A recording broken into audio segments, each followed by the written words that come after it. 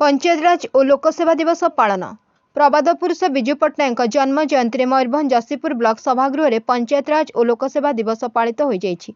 ए अवसर में जसीपुर ब्लॉक अध्यक्षा कुमुदिनी दलई, उपाध्यक्षा कनकलता दास, बीडीओ सत्यानंद दास, विभिन्न पंचायतर सरपंच समिति मेंबर और जसीपुर ब्लॉक समस्त कर्मचारी प्रथम जातिर पिता महात्मा गांधी और कलिंगवीर विजु पट्टनायक फटोचित्र में श्रद्धा सुमन धूपदीप पुष्प अर्पण करते।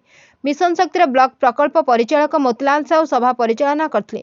तत्पर बीडीओ श्रीजुक्त दास, सांबादिक दिलीप कुमार साहू, बिरंची नारायण साहू, समाजसेवी ओमकार राम, एपीओ विमल महापात्र प्रमुख विजुबाबू स्मृतिचारण करने सह पंचायतराज और लोकसेवार तात्पर्य संपर्क में सूचना प्रदान करते।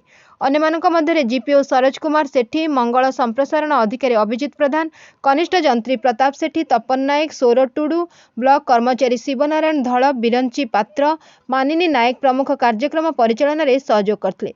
शेष में एपीओ श्री महापात्र धन्यवाद अर्पण करते। मयूरभंज दिलीप कुमार साहू का रिपोर्ट, एकाम्र न्यूज।